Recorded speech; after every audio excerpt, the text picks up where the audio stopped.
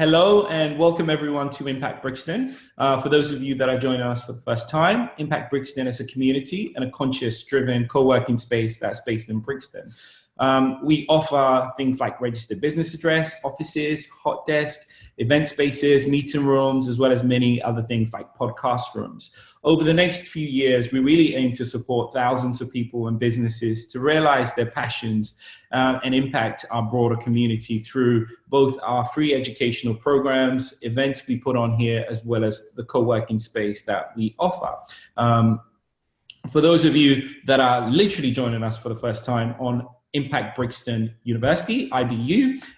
This is a program of educational workshops where we deliver online and soon offline educational content for personal and business development. So there's going to be an array of contents delivered. It will usually be Fridays at 1 o'clock, but we will have other sessions that will be at different times. So just grab your lunch, join us, and develop both your business and yourselves.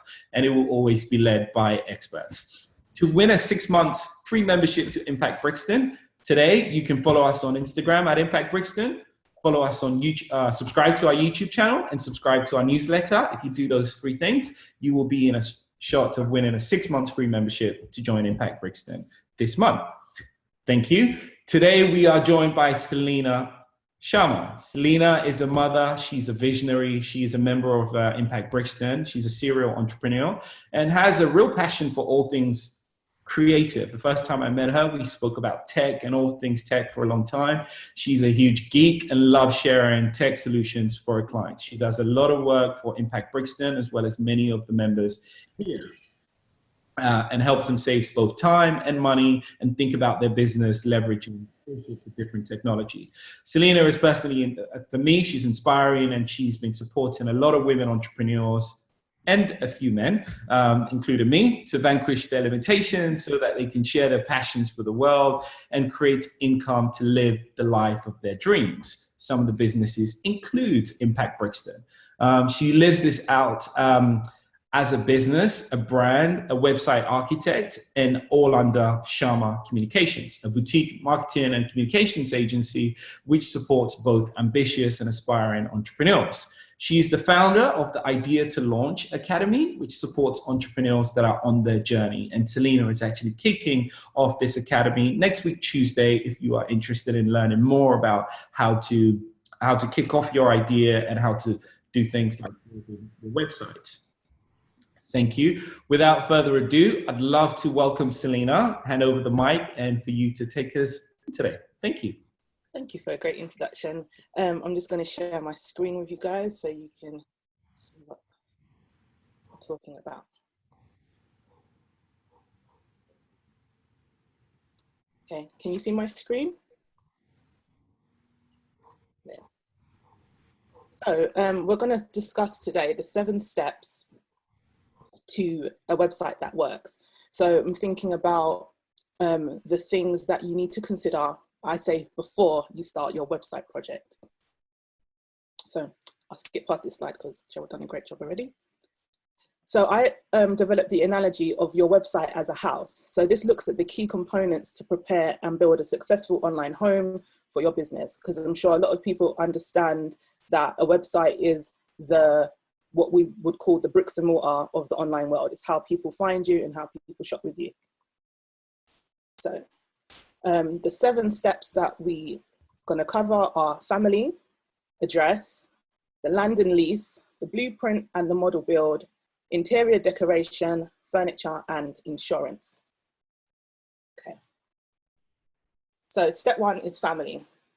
For this step, you need to think about why do you need a website and who it is for. A lot of people tend to think about their own wants and needs or the company's needs when they're building a website, but you really need to think about the type of website that is right for the audience that you want to attract, not whether you like something. So I asked 4.5 questions to help you to define your audience. So why do you need a website? The half question is, do you really need a website to achieve your goal? And some people think that's a strange question as a web designer or developer to ask, but sometimes you might not need an actual website, and we'll come to that later. What type of website do you want? There's company portfolio websites. There's learning management systems, LMS, which is platforms that enable you to teach people. Membership sites, which kind of puts a paywall or some sort of wall up so that the website is not available to the public. And then e-commerce sites that you can sell on.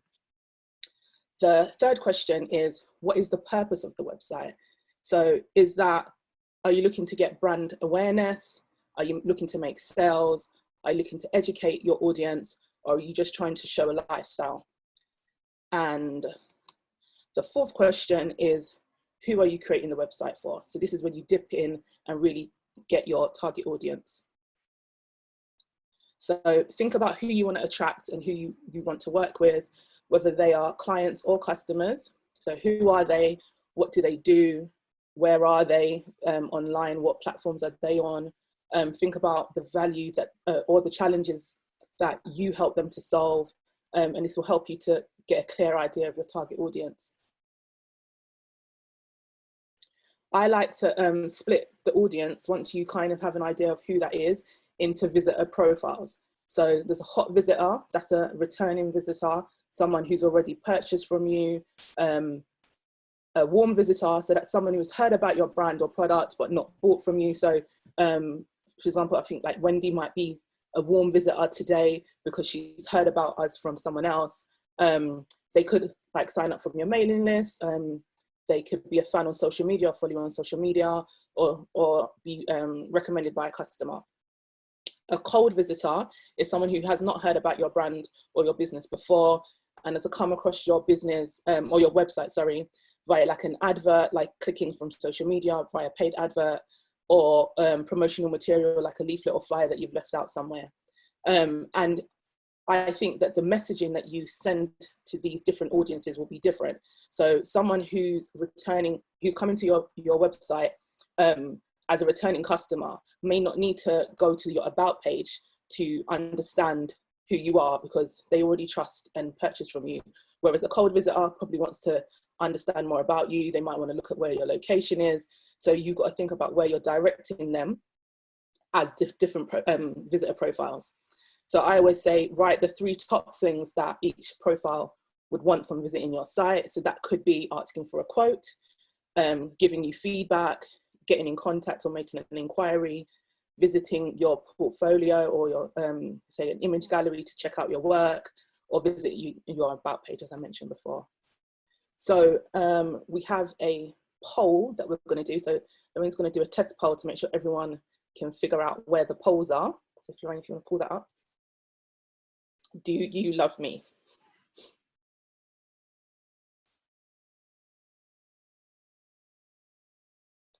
So everyone's answered yes. That's beautiful. So we put up the actual question I wanted to ask.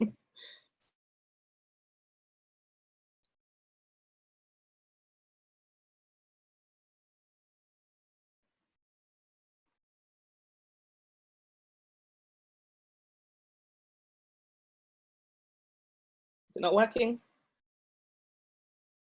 All right, maybe I can do it. Okay, I've done it here. So question 1 is, what is the purpose of your website? So if you could answer, if you don't have a website, the website that you would like to have. And with this question, there's not always a one answer. Sometimes it may be multiple things. I just realized I haven't launched it.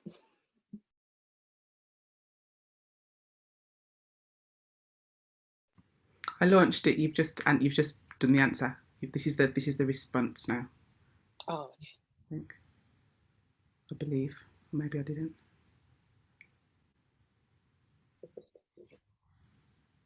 Can people still see it to answer it? Okay, cool. One more person. Sorry. Okay, we'll stop there. So most people want a website for brand awareness. That's to get their message out there, which is great. Okay, so. Are you clicking on it? Sorry, I'm closing it. Yeah, I'm doing it. That's fine. I've got it now. Okay. So I can close it.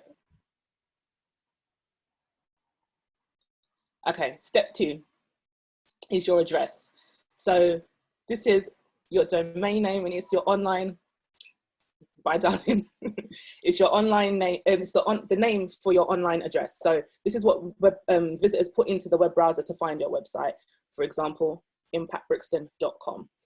This is like your home address. It is needed for someone to be able to find you. So without this domain name, and it's also called a URL. So if you ever hear anybody saying what's your URL, they're interchangeable. Without that, someone's not going to be able to find your website. And you register these through a register or a web host, and they average between £5 and £20 per year, depending on the type of domain name you choose, like .com or .co.uk, or it's the upper end if you choose something fancy like myself with .academy. You can change suppliers of your domain name at any time, except for a 60-day window when you first purchase or you first transfer it to a new supplier. In most cases, you get to keep any existing time you've already had. So if you purchased it for 2 years, it will keep whatever you've got left and add on top of that. And I say, if you don't have this yet and you have a domain name in mind, grab it ASAP, because the saddest thing is going to grab a domain name and it not being available. Okay, second question.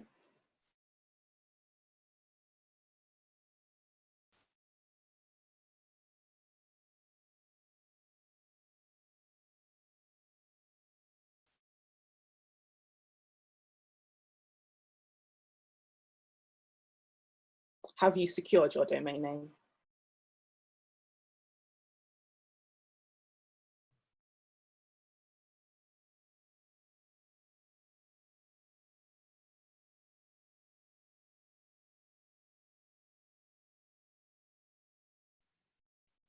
I think one person may be having issues because we stopped at 9 again. So the majority have got 67% saying that they have, which is well done. And the other remainings, I'd say that's a great task for this weekend. Okay. So step 3 is your land or lease. This is like the location that your house is built on. For someone, again, to be able to visit your house, it has to be located somewhere. So your hosting is where your website is just said that is housed. So your website is made up of text, photos, videos, and other types of files. And basically they all need to live somewhere. And when someone visits your domain name, it pulls that stuff together. And you pay a web host to kind of rent space to build your website. So websites are hosted on things called servers. Most of them are shared servers, but you can also, if you are tech savvy, have your own server at home. So, so you may not always need to build your website from scratch, is what I mentioned earlier. And it's a decision that you need to think of carefully with your future growth in mind. So I've had clients who have initially maybe built a site themselves on Squarespace, but then when they needed to have a specific functionality, it wasn't able to fulfill that need. So really do your research into what platform you are going to use based on what you need to do today, but also maybe in a year or two's time.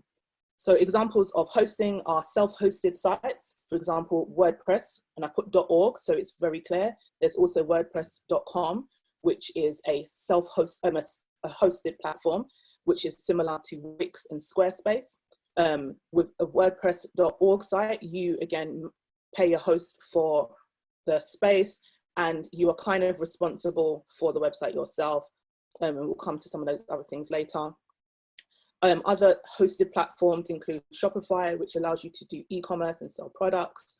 And then there's marketplaces like Amazon, eBay, Etsy, and Facebook Marketplace. So this is where I mentioned before, you may not, depending on your product or service, you may not need a self-hosted site. If you have a specific type of product or business, you may need an audience that is vast. So if you have a product, I had a client that sells supplements, for example, and for them, the best option at the beginning was to be on Amazon because they had a curated audience of people that were ready to buy and were just looking for a product. They were not searching necessarily for supplements on Google, they will go to Amazon because they know that they can trust Amazon. So you're kind of piggybacking on some of that trust. Again, with like domain names, you can change providers at any point in time, but you may not get to transfer the time across to the new space, depending on the provider. Okay, go back one. Question 3. I just want to ask, what's the difference again between WordPress and Squarespace? So there's 2 versions of WordPress. There's WordPress.org and WordPress.com. .com is very similar to Squarespace. They host it and they manage the site for you. Whereas .org, you are in control of it for yourself. So what type of hosting platform do you have, or would you choose?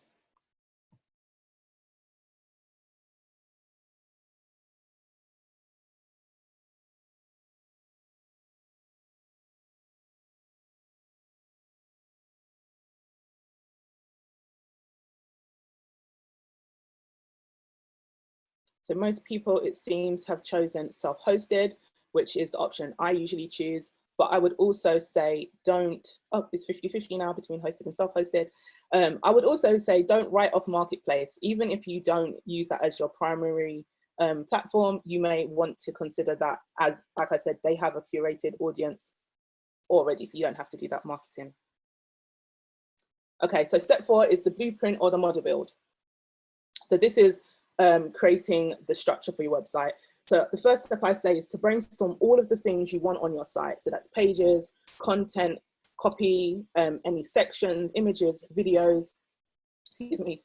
Think about what functionality you need for your website and literally list everything you can think of down. And also, like I said before, things in the future, even if you don't need it right now, because it can always help, especially if you're getting it designed by someone else, for them to understand. The second step in that step 4, I believe, is to move it to a list. So I list all the pages, and then in the table I say what's going to go on that page. So is it text, is it images? So then you can start to break down each page and work out what you need and slowly gather that information. Then you can use this to create a sitemap. So sitemap is the structure of your website build. It acts as a guide and a map of what you're doing. You can draw this out on paper. I tend to use paper, but there's also tools such as SlickPlan that help you to create this. I can't remember that. Maybe Lorraine can type in. She uses another type of tool to create these kind of diagrams. But list all the pages you want to have on the site, and it creates a journey pathway between each of the pages, and it allows you to see, especially if you start to grow a very big site, see all the pages and where they connect with each other. And then the last step is to create a wireframe. So this is like a detailed drawing of each page as they will look online. I again tend to use paper and pen, whether it's just saying this is the navigation, this is going to be the banner, this is going to be where the text goes. This is a guide for yourself. If you're building it yourself, you then can refer back to that when you're online. But if you're working with a designer, it can be a way for you to get your ideas across to them. Okay, do that poll quickly, Wells.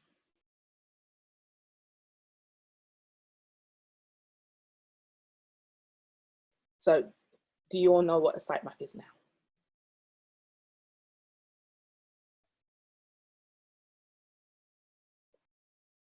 Everyone does. Well done.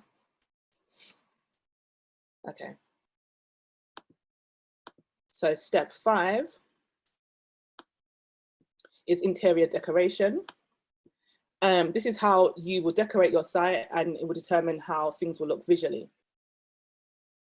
I divide it into 4 categories. So an inspiration board, a color palette, your logo, and your fonts.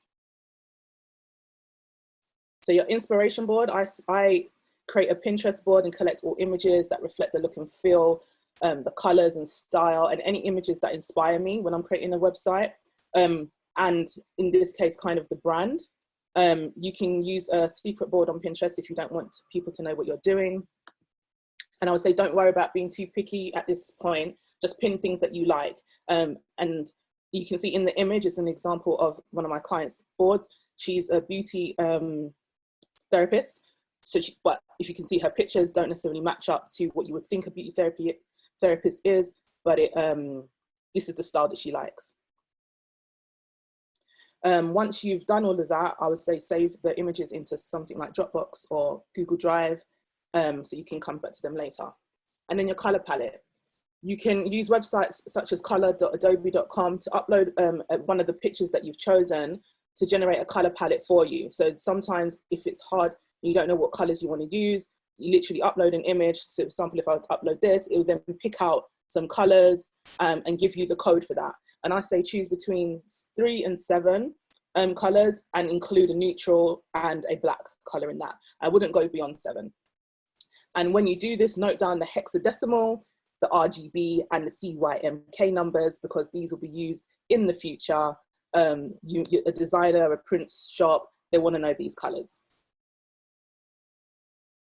Okay, and then also if you're thinking about colors, if you type in psychology of color on Google, there's this whole kind of insight into what colors mean in terms of our human interaction, so voice, tone. So you might want to consider that even if you love a certain color, it might not represent your brand in the best way, if the way that our minds associate with it. As a designer, I suggest getting your logo created by a professional. However, sometimes budgets don't allow. So creating a simple text graphic using a header font that you could choose in the next step can be a logo for the time being, or a temporary one until you can get one designed. There's websites such as Tailor Brands that are logo maker websites so that you can get them in the correct formats. And you should also create what we call a favicon, which is the little icon you see on a tab when you're visiting a browser, so that when people have your website open and other websites, they can easily find your window. Fonts, I like to get inspiration from font pairing, it's called, from websites such as fontpair.co. And this enables you to choose like fonts that match and don't clash. I suggest you get a heading font, a subheading font, and a body font, so that wherever you're using this across your marketing materials, they all are on brand. So for example, I use Bebas Kai, so that's the one that says font, and then I use Montserrat as a body font. Okay. I think it's second to last. 5th poll.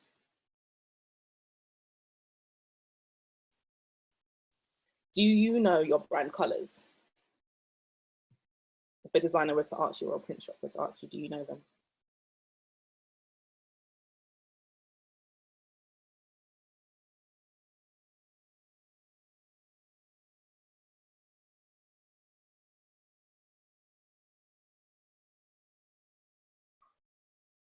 So most people are saying yes, and the rest are saying they haven't chosen. So that's brilliant. So step 6 is the furniture. So they say content is king, and I say image is queen. And that is true when it comes to your website. Everything we've discussed in the previous steps, create the website from the ground up, but without the right copy and the right images or videos, your website will lack the wow factor. Your copy is probably the most important part of your website, and it is what will compel a visitor to turn into a customer or a client. And if this is not your strong suit, as it's not mine, I suggest you consider hiring an expert or finding someone to trade skills with. So I've got examples of hiring a copywriter. You can use websites such as Echo to trade your skills. Fiverr is the cheap option. And then the professional option is you can find people on things like People Per Hour. And having professional photos of your business will always be the best option again, but stock photos can work just as well. Some examples where you can find stock images are Pixabay, Pexels, and Google. But if you use Google, I suggest you use the tools, usage rights, and label for reuse options so that you do not get any copyright infringement types of issues coming up with people telling you you're using their images unlawfully. But when you do go on these websites, I'll say have a very clear idea of what type of images or videos you're looking for, because this activity can be like Alice in Wonderland falling down the hole in Wonderland, and you can just dive in and keep going and keep clicking. So have a clear idea of what type of image you're looking for. Okay, the second to last question.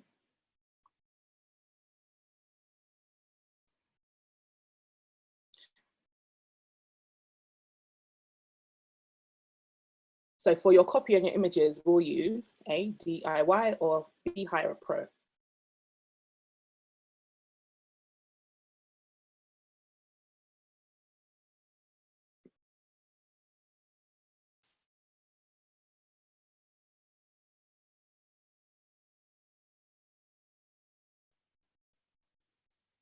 So again, it looks like most people are going for DIY, and I would say that's great. Just make sure you get a proofreader when you do it. Sometimes you need to get out of your own mind. Okay, and then step 7, the last step, is insurance. So depending on what platform you've chosen, there will be different rules that apply. But just like if you've built, we're looking at the analogy of a home, you've built your home, you would normally put insurance plans in place in case of burglary, fire, or other unexpected events.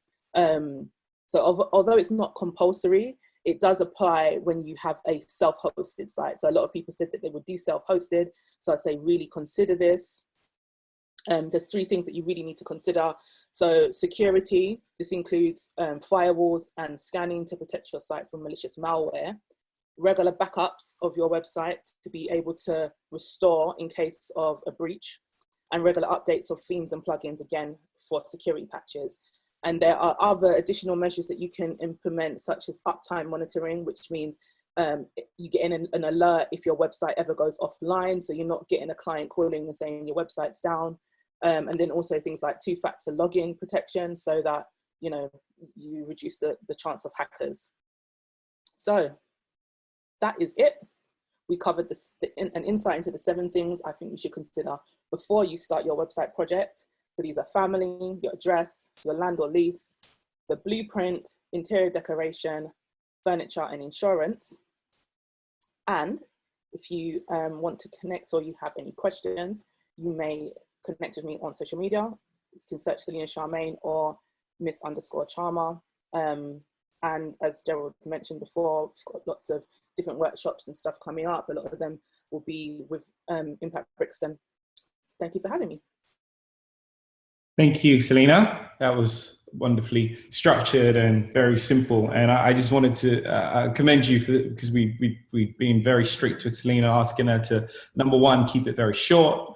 Number 2, keep it super simple, because we want to be we want to provide as much knowledge to as much people as possible, which is usually where socially we find people are lacking most. So it is difficult, because a lot of you, I can imagine, some of this stuff is basic, but we try to be as broad as possible. However, like Selina said, if you perhaps want to go deeper, or perhaps are looking for more expert advice, you can reach out directly with her, and or go through some of the workshops that she's putting together.